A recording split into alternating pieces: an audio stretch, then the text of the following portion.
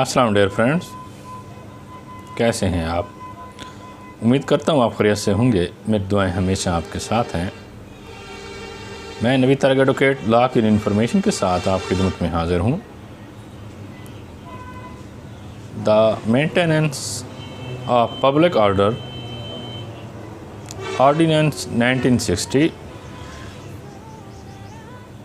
حکومت اگر چاہے تو ایسے افراد کو گرفتار کر سکتی ہے جس سے خدشہ ہو کہ اس کا عمل امن کو خراب کر سکتا ہے۔ آج کی پیاری بات جو میں آپ سے شیئر کروں گا، بہت افسوس کی بات ہے کہ ہم اس معاشرے میں رہتے ہیں جہاں ہم اپنے بچوں کو اسکول جانے کے لیے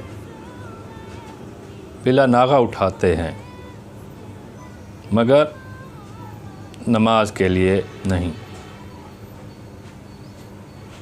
شکریہ۔ اپنی پیاری دعاؤں میں مجھے یاد رکھیے گا۔